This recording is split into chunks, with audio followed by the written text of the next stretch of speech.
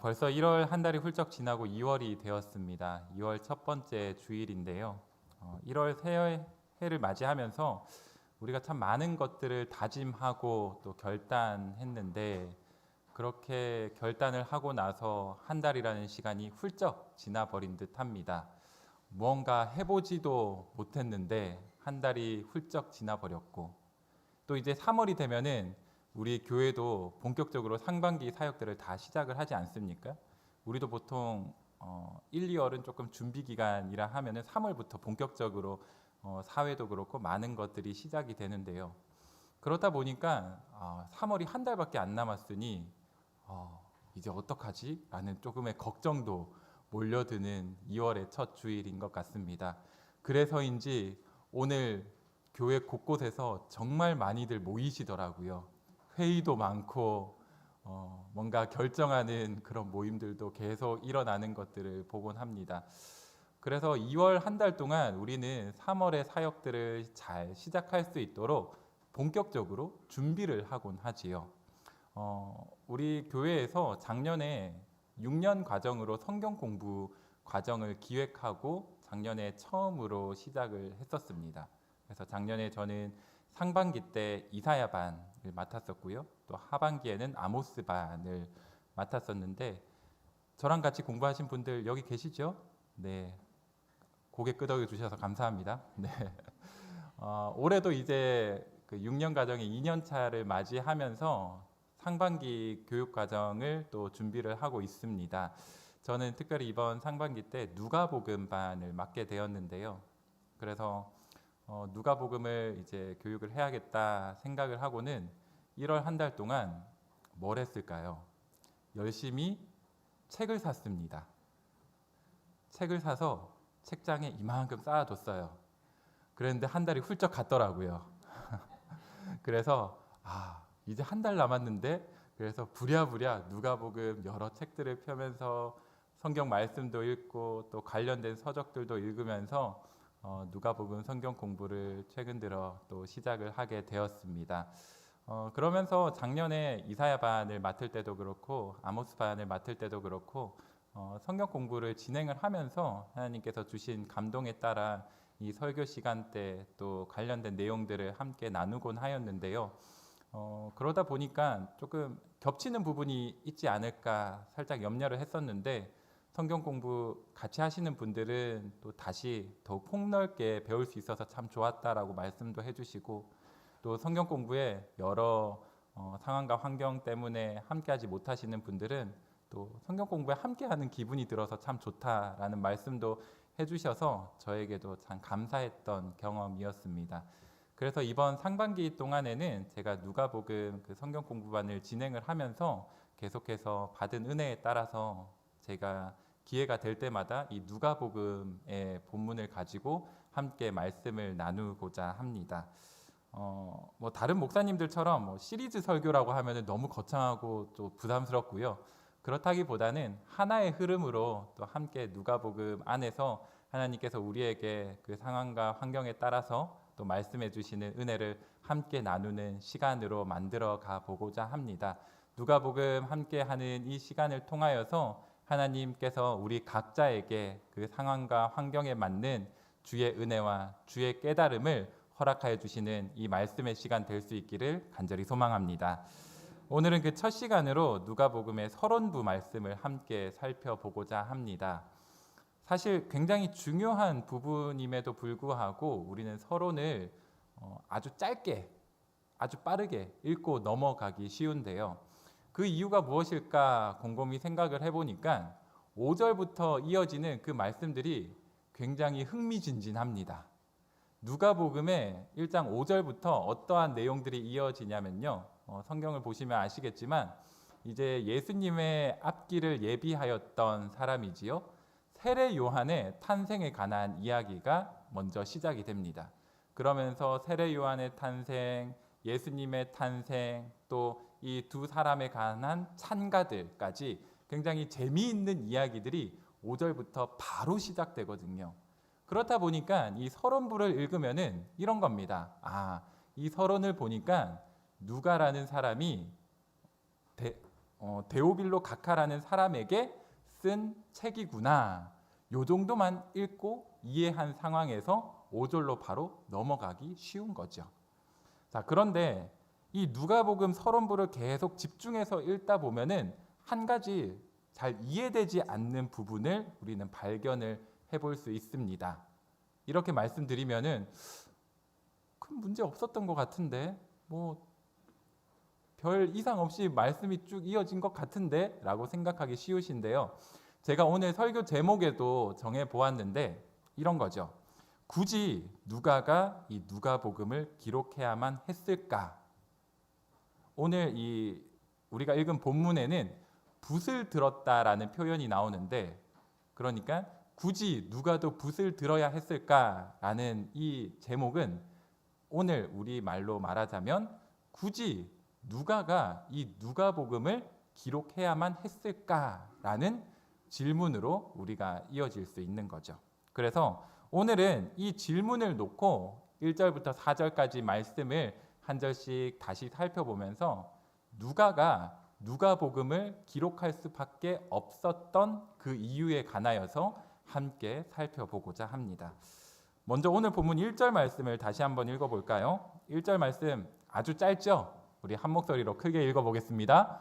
우리 중에 이루어진 사실에 대하여. 아멘. 자, 먼저 1절 말씀을 보시면은 우리 중에 이루어진 사실이라고 합니다. 이게 무엇을 말하는 걸까요?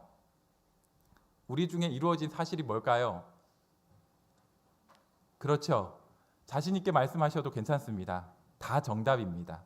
십자가라고도 말씀하셨고요. 예수님이라고도 말씀하셨고요. 부활이라고도 말씀하셨는데요. 다 맞습니다. 예수님께서 우리를 위하여서 이 땅에 오심, 그리고 사역하심과 십자가에서 죽으심, 그리고 부활하셔서 승천하신 것까지 예수님의 모든 사건들, 예수님의 모든 이야기들을 바로 오늘 1절에서 우리 중에 이루어진 사실이라고 말하고 있지요.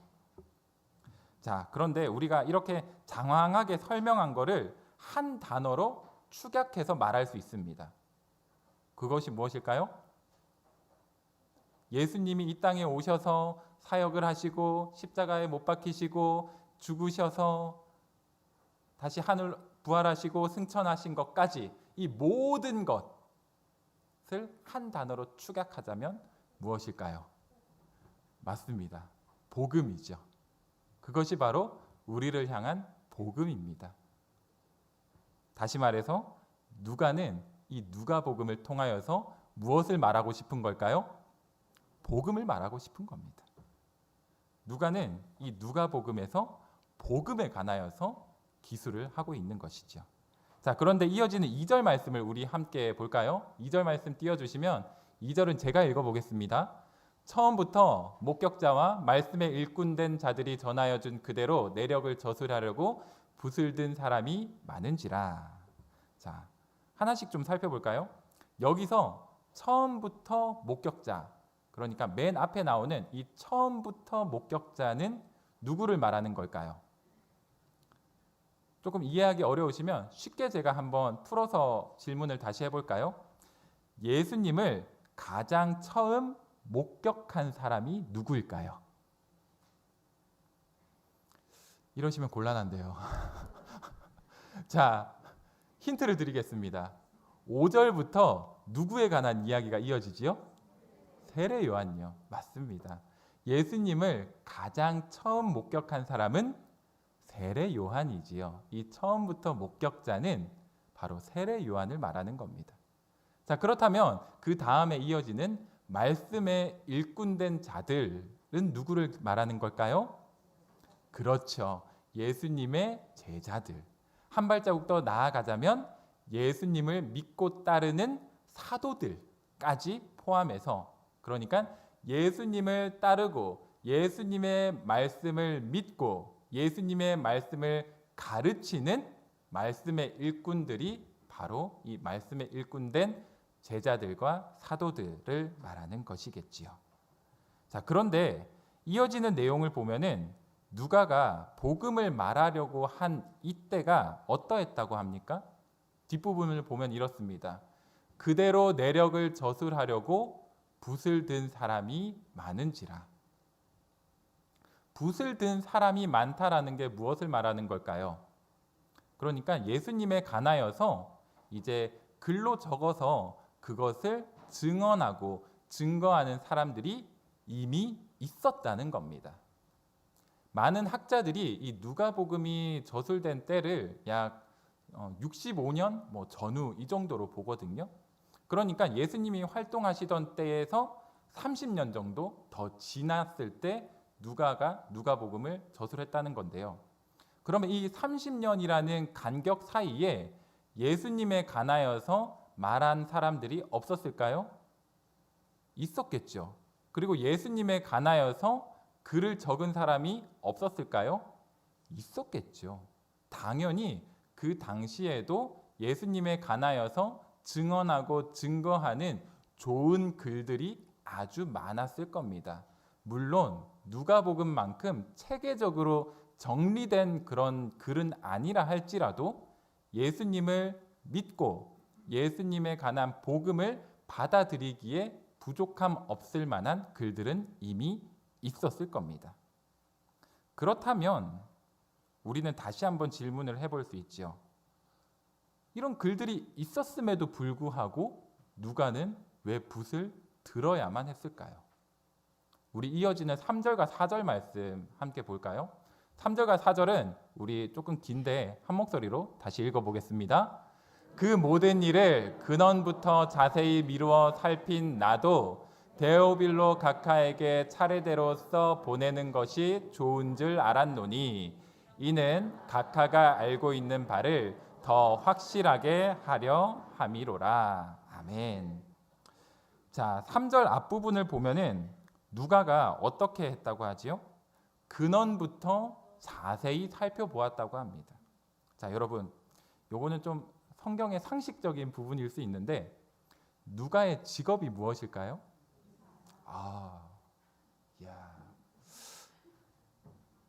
굉장히 자부심 가지셔도 괜찮습니다. 이거 모르는 분들 의외로 많거든요. 맞습니다. 누가의 직업은 의사입니다.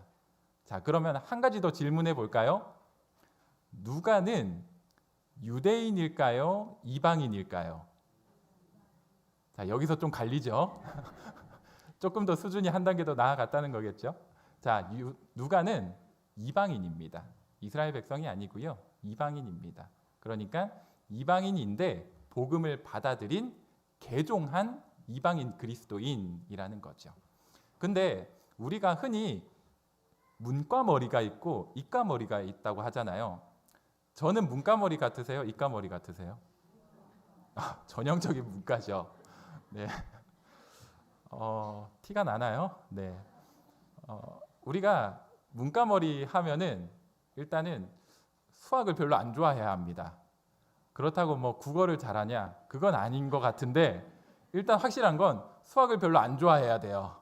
자, 그런데 이과머리라고 하면은 조금 우리가 굳이 구별을 해서 설명을 하자면 무언가 좀 체계적이고 분석적이고 정리하기 좋아하고 사고적인 그런 스타일의 사람들을 가리켜서 우리가 흔히 이과머리, 이과적인 사람이라고 말을 하지 않습니까? 그 이과적인 사람의 대표적인 직업군이 의사죠. 그래서 누가의 글을 보면은 굉장히 분석적이고요, 체계적이고요, 그리고 사고적인 그런 누가의 성격이 고스란히 담겨 있습니다. 이런 이과적인 사람인 누가가 복음을 받아들이고 개종을 할 그런 상황에까지 이르렀다는 것은 누가가 충분히 그거에 관하여서 고민한 끝에 개종을 했다는 걸로 우리가 생각을 해볼 수 있겠죠. 근원부터 미루어 살펴보았다라는 것은 누가가 이 예수님에 관하여서 그리고 복음에 관하여서 처음부터 끝까지 다 살펴봤는데 살펴보니까 예수님은 진짜 믿어 마땅한 분이구나. 내가 그리스도인으로서 살아가기에 정말 후회가 없겠구나 라고 결심할 만큼 누가는 이 복음에 관하여서 예수님에 관하여서 철저히 연구했다는 겁니다. 자, 그리고요. 누가는 특별히 이제 누가복음과 더불어서 요한복음 다음에 어떤 책이 나오죠? 사도행전요. 사도행전의 저자가 누구일까요? 제가 물어보는 이유가 있겠죠? 바로 누가가 누가복음과 더불어서 사도행전도 기술을 하였는데요. 그래서 흔히 누가의 상하, 누가 1권, 누가 2권 이런 식으로 표현하는 신학자들도 있는데, 그럴 만큼 누가복음에서는 그러니까 예수님에 관하여서 누가가 기술한 책이고요. 사도행전 같은 경우는 예수님 이후에 관한 이야기를 누가가 기술한 책입니다. 그런데 이 사도행전을 보면요, 누가가 다른 사람들이 다 바울을 떠나고 바울에게 등져서 바울을 핍박하고 있는 그러한 상황에서도 누가만큼은 끝까지 바울의 곁을 지킨다는 것을 보게 됩니다. 바울의 곁에 서서요, 바울이 병들고 아파할 때도 누가의 직업이 뭐라고요? 의사요. 그 곁에 서서 바울을 열심히 간호하는 거예요. 그러면서 함께 동역자로서 복음을 증거하였던 사도가 바로 누가였습니다. 자, 그런데 이어지는 그 말씀을 보면은 이 글을 받는 사람이 누구라고 되어 있죠? 데오빌로 각하요. 우리가 흔히 각하라는 지칭을 쓴다는 것을 생각해 봤을 때 이 데오빌로라는 사람이 우리가 누군지 정확하게 알지는 못하지만 아마 그 로마 사회에서 굉장히 높은 고위 관직에 있는 사람이겠구나라고 생각을 할 수 있지 않겠습니까? 맞습니다. 데오빌로라는 사람이 성서학자들도 누구라고 딱 단정해서 지칭하기는 어렵지만 이 데오빌로 각하는 분명히 그 당시 사회에서 높은 신분에 그리고 높은 계층에 있는 사람이었을 것이라고 말을 합니다. 그런데 이 4절 말씀을 보면요, 데오빌로가 이미 복음을 알고 있다라고 하지요. 다시 말해서 데오빌로는 이미 복음을 알고 있었고요, 그리고 예수님을 믿는 그리스도인이 되었다는 겁니다. 이미 예수님을 믿고 있고 복음을 알고 있고 그리스도인으로서 살아가고 있는 데오빌로에게 누가는 글을 써서 이 사람에게 글을 보내었다는 거죠. 그런데요, 누가가 보기에는 오늘 말씀에서 어떻다고 하나요? 데오빌로의 믿음이 더욱 확실해질 필요가 있었다는 겁니다. 그래서 어떻게 하느냐? 데오빌로는 아직 예수님을 믿은 지 오래되지 않은 초신자, 우리로 하면은 초신자 같은 그러한 상황이었기 때문에 이 누가는 데오빌로의 그 믿음을 더욱 확증시키기 위하여서 이 누가복음을 써서 보내었다라고 우리가 정리를 해볼 수 있겠죠. 자, 여기까지 조금 길게 제가 서론부의 내용들을 정리해서 말씀을 드렸는데요. 그렇다면 오늘 말씀을 통하여서 제가 함께 고민해보기 원하는 이 질문으로 되돌아가 볼까요? 자, 성도 여러분, 우리는 이 서론부의 내용들을 하나씩 살펴봤는데요.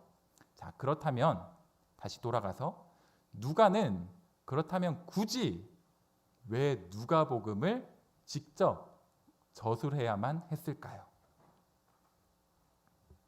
복음에 관한 문서들이 다른 사역자들을 통하여서 이미 많이 나오고 있었거든요. 그리고 누가가 직접 붓을 들어서 글을 적지 않아도 주변에 복음에 관하여서 잘 가르쳐 줄 수 있는 사람에게 부탁해서 데오빌로에게 보내 데오빌로에게 복음을 다시 가르쳐 주도록 마치 가외 선생님을 붙이는 듯이 그렇게도 가르칠 수 있지 않았겠습니까? 굳이 누가가 붓을 들지 않아도 데오빌로에게 가르칠 수 있는 여러 방법들이 그 당시에는 있었거든요. 그런데도 굳이 누가가 붓을 들었다는 것은 그만한 이유가 있기 때문이지 않겠습니까? 우리는 여기서 복음을 전하는 가장 강력하고도 확실한 방법이 무엇인가를 이 누가를 통하여서 발견을 하게 되는 겁니다. 자, 성도 여러분, 우리가 굳이 누가가 데오빌로를 위하여서 붓을 든 이유가 무엇인가 생각해 보자면 그것은 바로 자신의 언어로서 복음을 전하기 위함이었다는 겁니다. 다시 정리하자면 복음을 전한다는 것은 바로 내 삶 가운데서 살아 숨쉬는 나의 삶의 언어로 고백을 해야만 가장 강력하고도 가장 확실한 방법이 된다는 겁니다. 물론 누가도 다른 사람의 글과 다른 사람의 말을 통하여서 데오빌로를 권면할 수도 있었겠죠. 하지만 누가가 만난 주님, 그리고 누가가 믿고 따르는 그 복음을 누가의 삶에서 경험하고 깨우친 누가의 살아있는 언어로 전하는 것이 데오빌로에게 가장 확실하게 그리고 가장 명확하게 가르칠 수 있는 방법이었기 때문에 누가는 굳이 붓을 들어서 글을 적는 그 수고를 아끼지 않은 것입니다.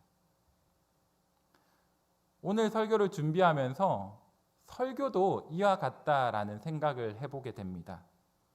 사실 설교를 한다는 게 조금 부끄럽지만 여간 어려운 일이 아닙니다. 이 20분, 30분 앞에 서서 말을 하는 게 어떻게 보이실지 모르지만 이 20분, 30분 설교를 준비하기 위하여서 거의 일주일 내내 골머리를 쌌습니다. 사실 글을 쓰는 게 어려운 게 아니고요. 솔직하게 말을 하자면 나도 못하는 거를 성도님들한테 하셔야 된다고 말하는 게 여간 고통스러운 게 아닙니다. 그리고 설교를 준비하면서도 쓰고 있는데도 쓰는 대로 하지 못하고 있는 내 모습을 발견할 때 그게 참 여간 고통스러운 일이 아닙니다. 그래서 지금도 많은 목회자들의 존경을 받는 목사님이시지요. 옥하는 목사님께서 생전에 그 설교 시간에 이런 말씀을 하신 영상을 본 적이 있습니다. 목회하는 내내 가장 고통스러운 게 뭐냐고 묻는다면 나는 설교 하나를 꼽고 싶다고. 설교만 없으면은 정말 행복하게 목회할 수 있을 것 같은데 설교 때문에 목회하는 내내 너무 고통스럽다고 말을 강단에서 옥하는 목사님이 설교하실 때 말씀하시는 영상을 본 적이 있습니다. 그렇기 때문에 굳이 목사들이 다 설교를 할 필요가 있을까라는 생각도 들기도 하고요. 요즘에 유튜브 찾아보시면은 유명한 목사님들 그리고 또 여러 목사님들의 설교 손쉽게 들을 수 있잖아요. 그런데 나까지 설교를 하면서 마치 내가 설교의 홍수를 만들어내는 것은 아닐까라는 생각도 해보게 됩니다. 그런데요, 최근에 한 회사에서 아주 획기적인 프로그램을 하나 개발을 했는데요. 이 프로그램의 이름이 뭐냐면 들어보신 분들이 있으신가 모르겠습니다. 챗 GPT라는 미국의 프로그램인데요. 이 프로그램이 뭐냐면 제가 쉽게 설명드리자면 내가 원하는 내용을 적으면은 그 내용에 관하여서 답을 해주는 인공지능 서비스입니다. 그 정도는 우리 요즘에 많이 쓰고 있지 않나? 라고 생각하실 수도 있는데요. 제가 갤럭시 핸드폰을 쓰거든요. 갤럭시 핸드폰을 쓰시는 분들은 아시겠지만 빅스비라는 인공지능 서비스가 있습니다. 그래서 하이 빅스비 오늘 며칠인지 알려줘 라고 하면은 오늘은 2월 5일입니다. 이런 식으로 알려주죠. 그리고 또 아이폰 쓰시는 분들 시리야 지금 몇 시인지 알려줘 라고 하면은 지금은 3시 45분입니다 라고 알려주죠. 이런 것처럼 우리는 인공지능 서비스를 이미 사용을 하고 있거든요. 그런데 이런 인공지능과는 차원이 다릅니다. 뭐가 다르냐면요. 바로 논리적이고 구체적으로 답을 해줄 수 있다는 겁니다. 제가 빅스비한테 누가복음에 관하여서 알려줘라고 하면은 빅스비가 뭐라고 답하는 줄 아세요? 제가 잘 이해를 못하겠네요 라고 답을 합니다. 제가 어젯밤에 해봤거든요. 자, 그런데요. 이 챗 GPT라는 것에 쓰면 어떻게 되냐면 누가복음에 관하여서 정말 구체적이고 매우 신학적으로 쭉 설명을 해줍니다. 자, 이렇게 설명을 드리면 잘 와닿지 않으시죠? 그래서 제가 이 챗 GPT 프로그램에 이렇게 질문을 해봤습니다.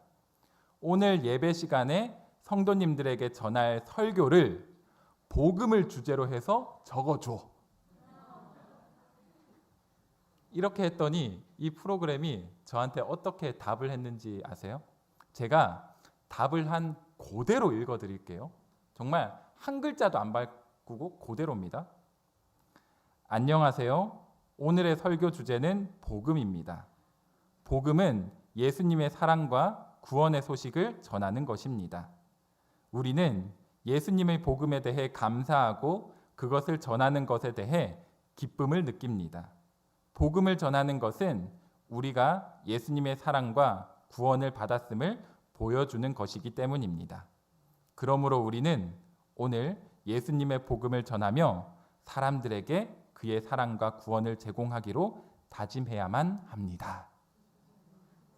이게 프로그램이 저에게 준 답이었습니다. 물론 이게 영어 프로그램이어서 조금 그 번역체가 어색할 수는 있거든요. 그런데요, 어떠세요? 처음에는 저도 뭐 얼마나 답을 해주겠어?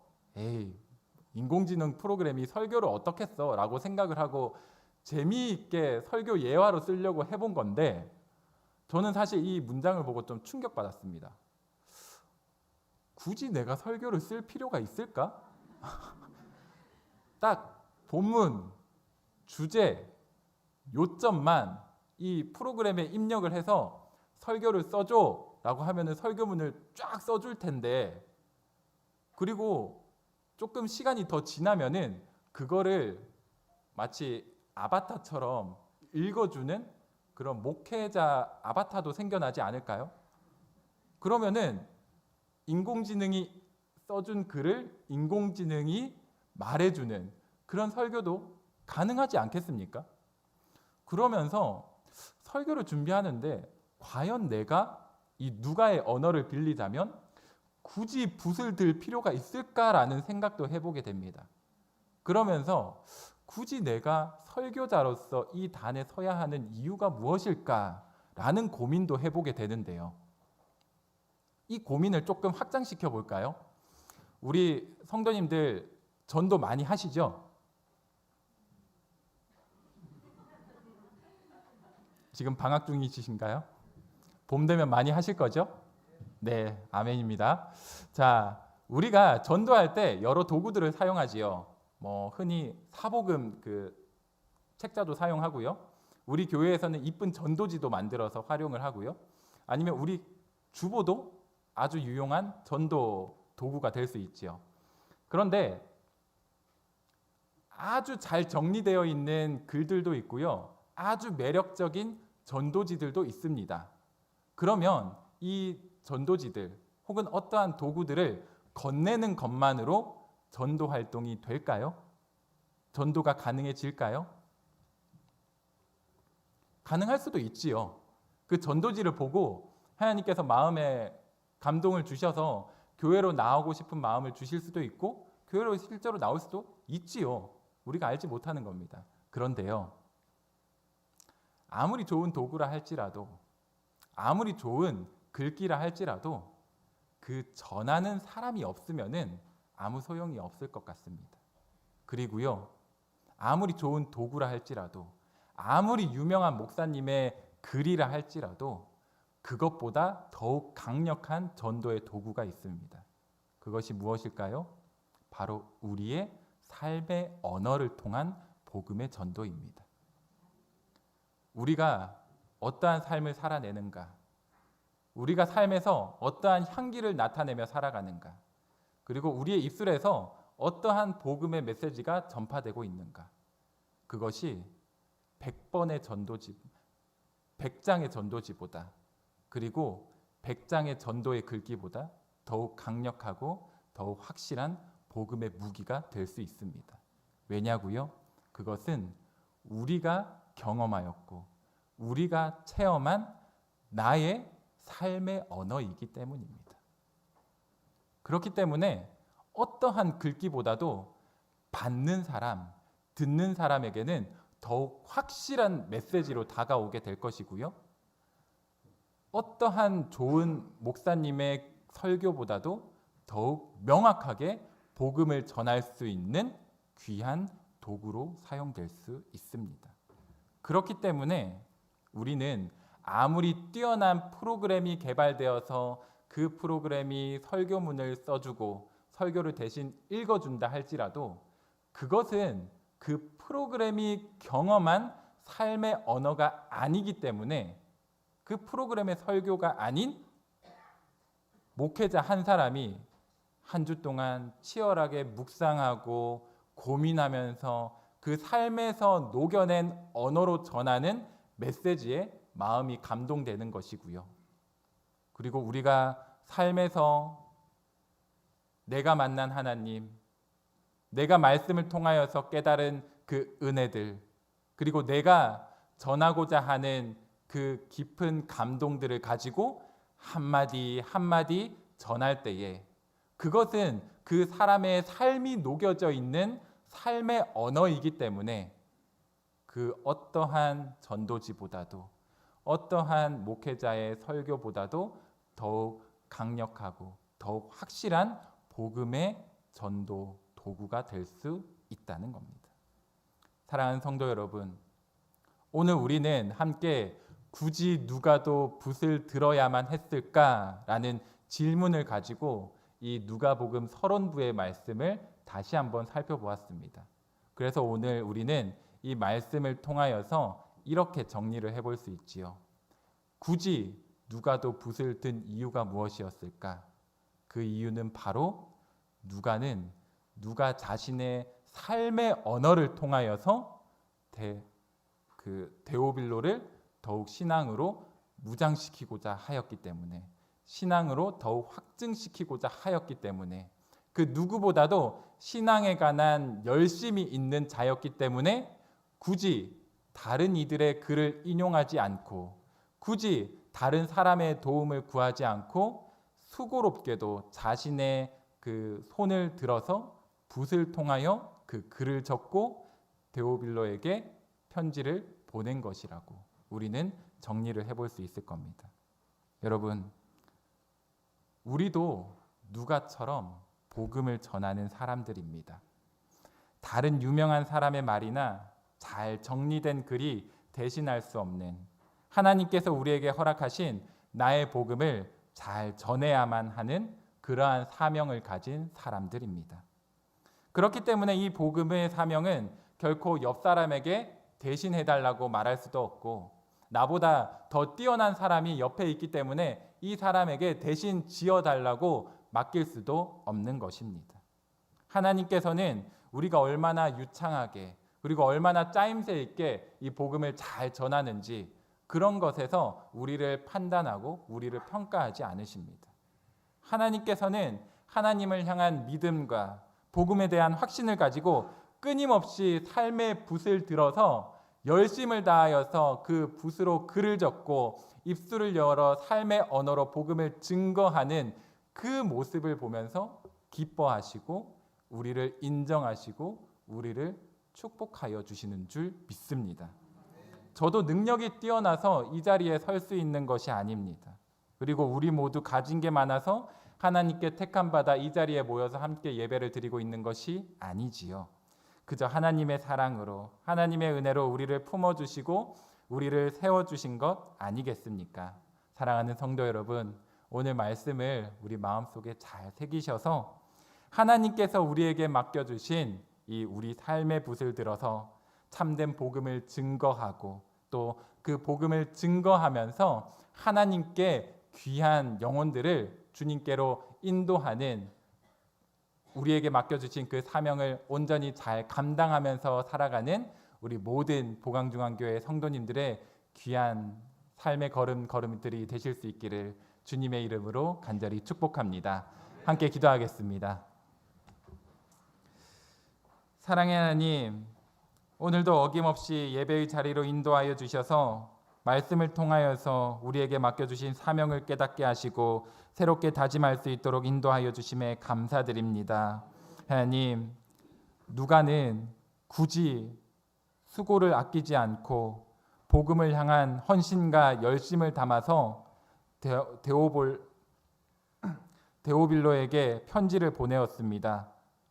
다른 이들에게 맡길 수도 있었고 다른 이들의 글을 인용할 수도 있었고 자신의 수고를 아낄 수도 있었음에도 불구하고 그 복음을 향한 열정이, 복음을 향한 확신이 그 누구보다도 명확하였기에 그 수고를 아끼지 않고 붓을 들어서 자신의 언어로서 복음을 증거하였습니다. 그런 것처럼 우리들도 복음을 전하기로 하나님께 사명을 받은 이들이기에 그 사명 잊지 않고 우리의 삶의 언어를 통하여서 날마다 증거하며 증언하며 살아가는 귀한 믿음의 삶 될 수 있도록 주님께서 축복하여 주시옵소서. 우리들 또한 이 복음을 증거하기에는 너무나도 부끄럽고 죄 많은 이들이지만 그럼에도 불구하고 주님께서는 우리의 죄를 탓하지 않으시고 다시 한번 그 증언할 수 있는 자리로 인도하여 주시니 우리는 다시 한번 확신을 가지고 다시 한번 믿음을 가지고 담대하게 입술을 열어서 우리의 붓을 들어서 삶의 언어로서 주님을 증거하며 살아가기로 다짐하는 귀하고 복된 삶 될 수 있도록 주님께서 축복하여 주시옵소서. 그 삶의 언어로서 주님을 전할 때에 우리에게 필요한 것들이 있습니다. 물질의 은혜도 필요합니다. 건강의 은혜도 필요합니다. 사회에서 그리고 가정에서 또 사업에서 주님의 은혜가 필요한 경우들이 너무나도 많습니다. 주님, 그러한 어려움들로 인하여서 우리의 믿음이 꺾이지 않도록 주님께서 날마다 우리에게 은혜의 은혜를 더하여 주시고 우리의 삶의 언어를 통하여서 온전히 주님을 대언해낼 수 있는 믿음의 그리스도인들로서 한 사람도 빠짐없이 세워지는 귀하고 복된 이번 한 주간의 삶이 될 수 있도록 주님께서 능히 함께하여 주시옵소서. 감사드리며 예수님의 이름으로 간절히 기도드립니다. 아멘.